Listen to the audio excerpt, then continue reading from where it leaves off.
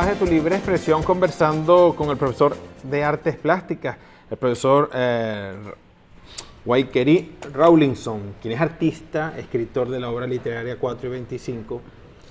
Además tiene un don privilegiado de poder plasmar ideas y vivencias, bien sea a través del papel o por medio de sus obras expuestas en óleo. ¿Pintas? Sí, he hecho muchas obras, alrededor de 4.000 obras he pintado durante... ¿No trajiste nada por no, ahí? ¿Algún porque sitio donde quiero, verlo, en una página web? Sí hay, si se pone mi nombre, ahí aparecen varias cosas en la internet. Vamos a colocar el nombre de Waikerie Rawlinson. Y el Twitter del YouTube también, ahí tiene su página, sí, tiene su página. ¿Cuál también. es la página web? Es 425 Waikerie Rawlinson, sin las últimas 3 letras, sin las últimas 2 letras. Tal cual como está en la portada del libro, 425 Waikerie Rawlinson, @ Waikerie Rawlinson. Aquí está, 425, para que lo tengan allí y lo puedan buscar en internet. En el Twitter del libro. En el Twitter, sí. Y en el mismo Twitter hay alguna información y en el Face, hay algunas fotos y en el Face de... ¿Fotos de tu obra? No, las fotos de están pintura. en el Face. ¿Y sobre qué pinta, Waikerie? ¿Los temas o el material? Sí, los temas. Los temas he trabajado mucho sobre la parte abstracta, el abstraccionismo. Una época que estuve trabajando sobre las formas totémicas de las culturas aztecas, mayas, incas. Porque aquí se crea, hablando de los dioses, por eso es que me refiero a las cosas de los dioses, aquí existieron muchos dioses. Cuando existía el politeísmo, pues los mayas tuvieron sus dioses, los aztecas sus dioses, los incas sus dioses.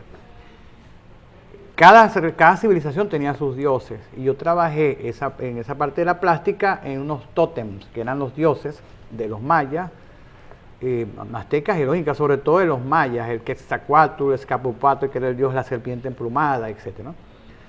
Porque me pareció un tema interesante por las imágenes que ellos plasmaban y cómo creaban sus tótems en árboles gigantes, en tallos gigantes. Ellos secaban un árbol y ahí comenzaban a labrar y a labrar y a labrar. Y esos tótems con el tiempo se convirtieron en espíritus y eran protectores de la civilización. El tema totémico me llamó mucho la atención y trabajé muchos años sobre eso. Me hicieron exposiciones, me invitaron en los Estados Unidos, estuve 2 años yendo y viniendo. Hice una colección que se llamó The Zodiac Collection, en donde cada signo estaba protegido por un tótem. Existe algún material de eso, pero hace muchos años y no sé si existirá algo en internet ahora, se podrá ver algo por allí. Pero seguro que en los Estados Unidos sí queda algo porque allí se apreció mucho eso. Estábamos en una época en Venezuela donde eran temas delicados. La plástica en ese entonces en Venezuela era más hacia lo realista, el hiperrealismo, el paisaje, estaba muy de moda eso. Mira, ¿cuál es tu origen? Yo nací en Cumaná. Posteriormente, mi papá lo nombraron el Ministerio de Obras Públicas, cuando era el MOP, para que hiciera unas obras en Caracas y nos trasladamos. Ya él estaba en Cumaná haciendo unas obras, lo llevan a Caracas otra vez y me crié entre Caracas y La Guaira.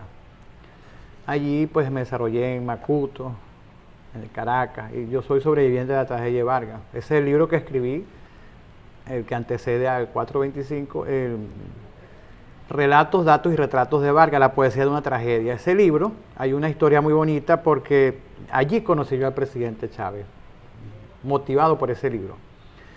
Y en una exposición que yo tenía de pintura con respecto de la tragedia de Vargas, una veintena de obras que pude plasmar en estado de shock, porque yo cuando la tragedia de Vargas yo quedé en un estado de shock, vi muchos muertos, caminé por sobre cadáveres en Macuto.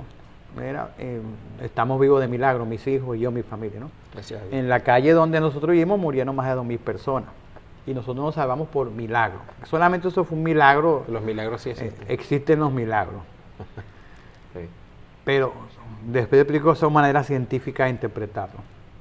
Y hice una veintena de obras en estado de shock, las expuse en el Hotel Eurobuilding y eso salió por todos los medios de comunicación y Adriana Asi, que tenía un programa en Venevisión, La Diosa de los Astros, fue a verla y le encantó mucho, se maravilló y llevó a Venevisión y se llevaron su equipo, se hizo una entrevista desde el Eurobuilding sobre esa exposición.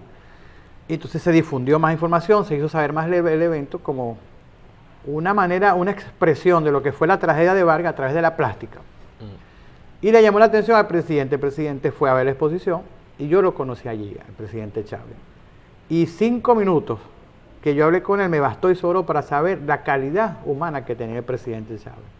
Aun cuando yo lo adversé muchísimo. Antes de conocerlo, y por eso no oculto mi desdén, yo nunca lo oculté y se lo dije a los amigos y me criticaban, pero tú despreciaste al presidente. Yo no oculto el desdén que le tuve al presidente. Pero tampoco soy adivino para conocerlo.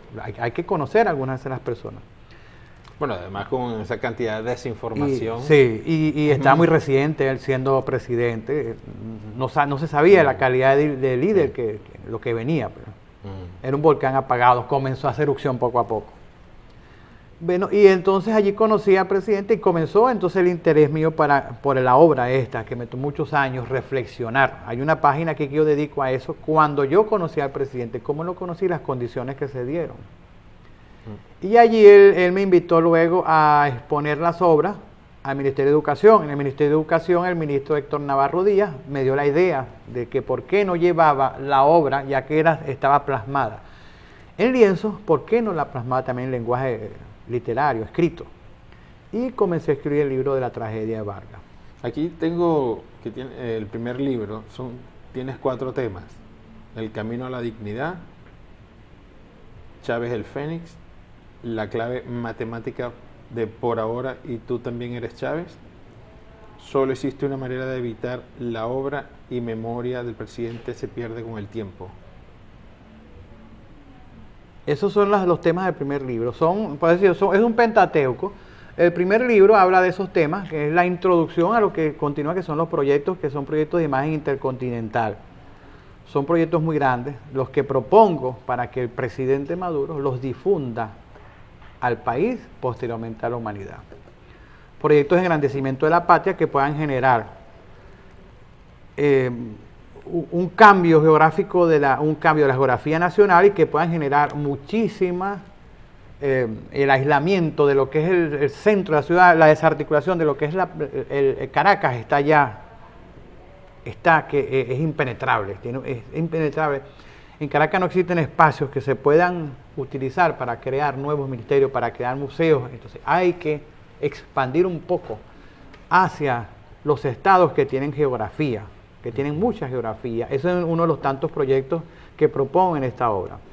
Y el libro de por qué Chávez propuso a Maduro, que es un libro que le va a interesar muchísimo pues a los lectores, a los que posteriormente obtengan la obra y al mismo presidente Maduro. Pero es más allá de lo evidente. No es el por qué Chávez propone al Maduro, el Maduro canciller, sino hay una parte humana de por qué, cómo lo vio el presidente Chávez a Maduro, a su canciller, y por qué lo propone. Son temas que trato aquí, en teorías muy personales, pero son teorías tangibles y científicamente comprobadas. Tengo una página aquí en el momento en que el presidente Maduro habló de que se le había aparecido el presidente en forma de ave, de un pajarito, que fue objeto de mucha burla, cosa que a mí no me pareció porque hay que hacer un poco más de estudio. Y quiero que te permita que leas tú esta página para que las personas, pues los televidentes, entiendan un poco. Claro que para llegar a ese punto hay que leer el tema, pero es fácil de comprender aquí entonces. Dice, tema 1, ¿por qué Chávez propuso a Maduro? Más allá de lo evidente, intentaré demostrar a través de esta mi humilde teoría la más geométrica lógica de por qué Chávez propuso a Maduro.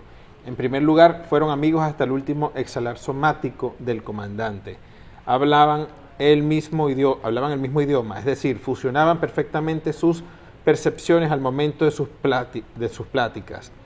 Aun cuando el comandante Chávez, por ser el presidente, en ocasiones hubiera tenido querellas pertinentes e ineludibles con el entonces canciller, más que con otros de su gabinete.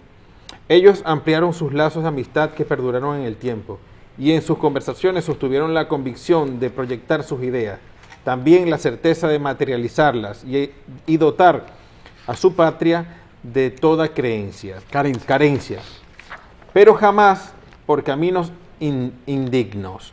Ellos cumplieron y mantuvieron siempre la esperanza en que el pueblo apreciara lo que por derecho le correspondía y que respetase y cuidase estas dotaciones. El presidente Chávez veía en Maduro un diamante al que había que tallar y pulir para aumentar su valor y hacerlo brillante. Y esto lo sabía perfectamente el comandante, porque él permanentemente estuvo seguro de sus presentimientos.